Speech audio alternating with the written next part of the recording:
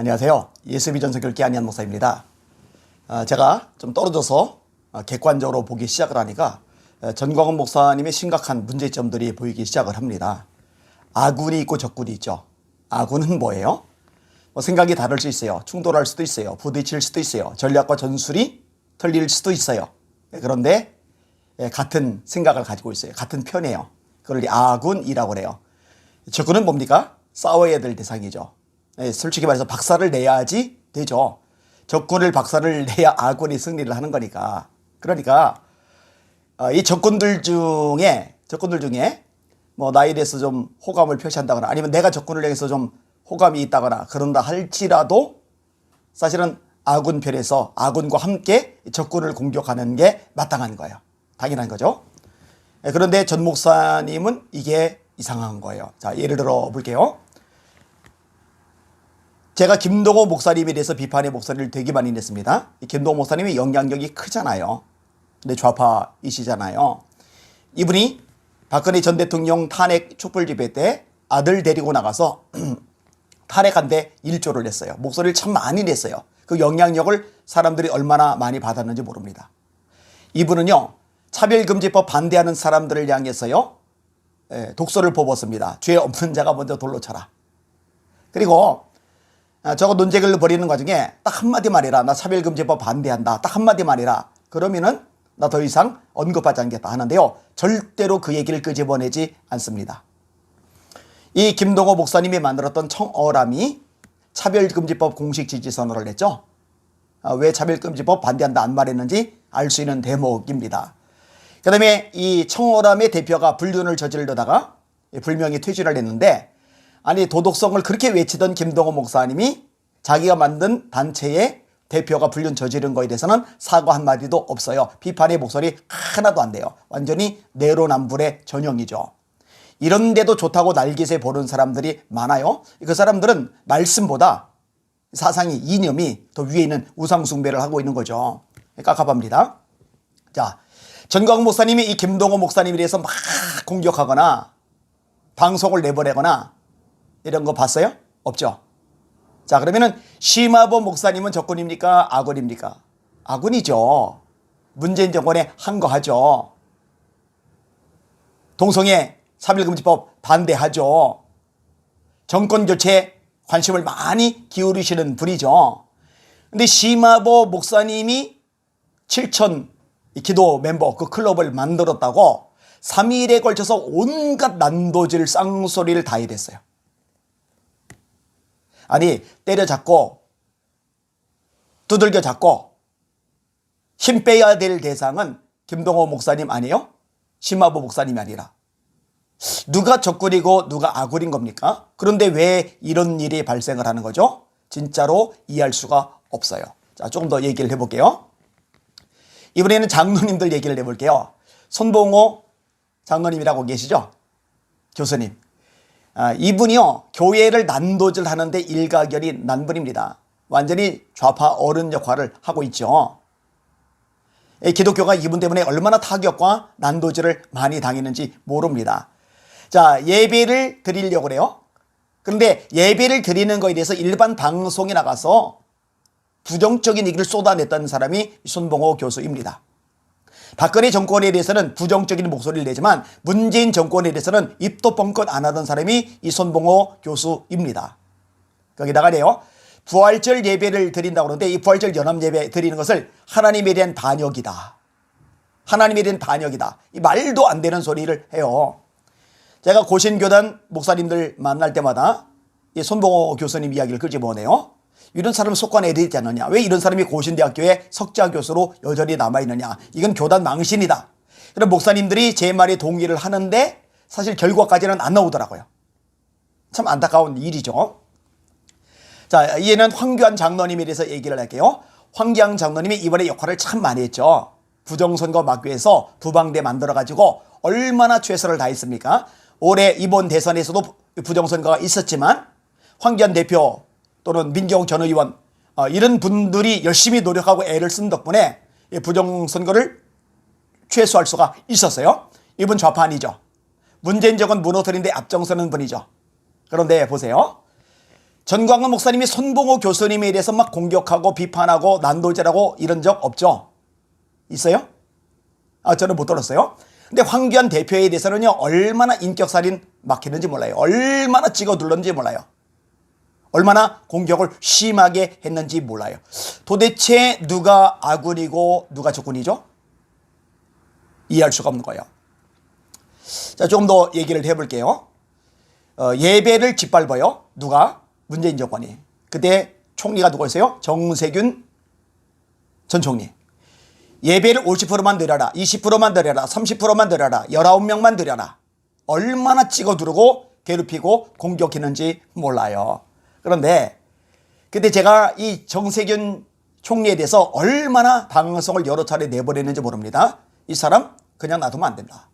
안수 집사직도 박탈해야 된다. 교회는 도대체 뭐냐? 그 교회는. 그 교회 담임 목사님 도대체 뭐하냐? 계속 목소리를 내요. 자, 이 예배를 이렇게 찍어 두르는데 예배를 짓밟는데 전광훈 목사님이 이 정세균 총리에 대해서 막 방송 내보내고 막 난리를 쳤는 기억이 제가 별로 안 난단 말이에요.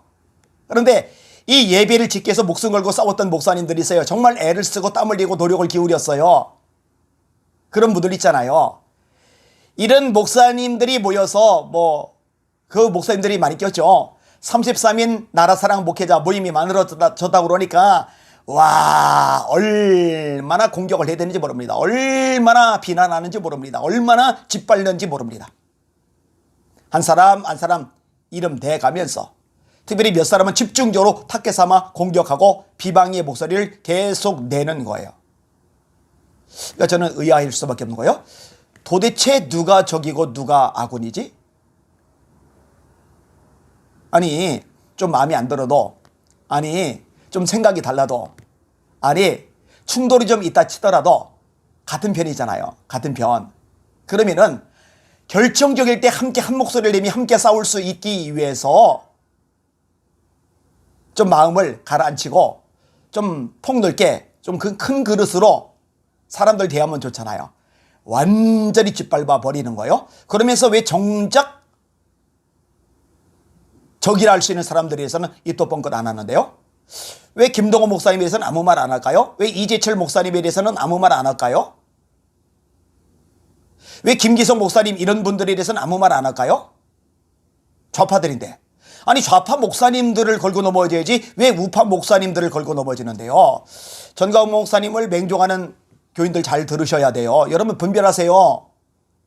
뭐가 문제인지 안 보입니까? 많이 보이는데 왜 헷갈리고 있는지 참 모르겠어요. 적과 아군, 아군과 적, 이거 잘 구분할 수 있기를 바랍니다.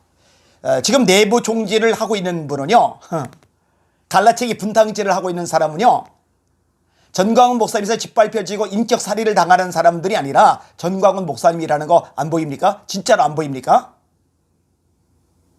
제가요, 조 목사님 편을 들었잖아요. 우리 교단 총회장 지영건 목사님이 이단으로 몰아갈 때 제가 막는데 일조를 했거든요. 그리고 유력한 교단의 이단 대책위원장들 제가 다 교류가 돼요. 상당 부분 커버를 해드렸거든요. 같은 편이라 생각하니까 문재인 정권 무너뜨려야지, 정권 교체해야지 그 생각을 하니까.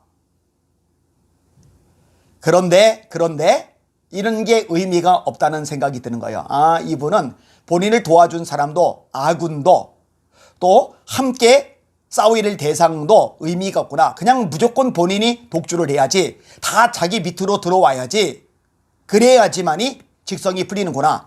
적은 놔둬도 아군인데 자기 밑으로 안 들어오면은, 적은 놔두고 아군이지만 자기가 시키는 대로 안 하면은 다 짓밟아 버리는구나. 이런 결론이 날 수밖에 없어요. 그러니 이제는 더 이상 제가 도울 수가 없는 거죠. 어제 조 목사님하고 아주 가까운 분이 전화를 주셨어요. 제가 그분을 좋아해요. 제가 그분을 존경해요. 그분이 제게 40분 가까이 설득을 하는 거예요. 전광훈 목사님이 안희한 목사님을 좋아합니다 해서 아니라고, 절대 아니라고, 난 그거 안 믿는다고. 그리고 이런저런 얘기를 하시는데 안 들려요. 그런 얘기를 몇 달 전에만 있어도 좀 나았을 거예요. 그런데 이제는 결론을 내렸거든요. 결단을 했거든요. 결론을 내리고 결단을 하고 나면은요, 제가 그 다음에는 안 움직이거든요. 요지부동이거든요. 일단 시작했으면 끝을 봐야 되거든요. 안 돼요. 저는 더 이상 갈라치기 되는 거 원치 않습니다. 분탕질 되는 거 원하지 않습니다. 인격살인, 동지들이 인격살인 당하는 거 두고 볼 수 없습니다. 그리고 한국의 이미지 망치는 거 내버려 둘 수 없습니다. 예배 시간에 욕설하는 거 더 이상 가만히 보고만 있을 길이 없어요. 이 법은 잡아나갈 때까지 해나갈 겁니다. 안 될 것 같죠? 보시면 압니다. 제가 평생 싸워왔던 그리고 일해왔던 이 과정들 속에서요. 불가능하다, 안 된다, 힘들다, 어렵다 하던 모든 것들이요. 다 해냈습니다. 이번 일도 마찬가지입니다. 전광훈 목사님의 영향력이 더 커지는 것은 한국교회 바람직하지 않다. 대한민국 이 나라의 국운에 플러스가 되지 않겠다. 이렇게 생각을 합니다. 제가요 감정을 하는 게 절대로 아닙니다. 사명감을 가지고 하는 겁니다. 그러면 회생의 여지는 전혀 없느냐? 아니요, 있어요. 전 목사님이 사과할 사람들에게 사과하면 돼요. 하나님 앞에 회개할 거 회개하면 돼요. 성령의 본체 이런 것에 대해서 펄쩍뛰며 아니라고 말하지 않았던 것에 대해서 예배 시간에 욕설했던 거에 대해서 하나님 앞에 회개하고 다시는 그렇게 안 하겠다고 약속하시면 돼요. 근데 그렇지 않다면 어쩔 수가 없는 겁니다. 저는요 기준이 하나님입니다. 저는요 기준이 하나님의 말씀입니다. 감정적으로 대응하지 마시고 제가 하나님의 말씀에 합당하게 하는지 그렇지 않은지 그걸 가지고 조목조목 말씀해 주세요. 그래서 말씀에 비춰서 제가 어긋난 모습을 보인다면 그 부분에 대해서는 납작 엎드릴 겁니다. 수긍하고 인정하고 제가 돌이킬 겁니다. 당연히 그래야 하는 거니까요.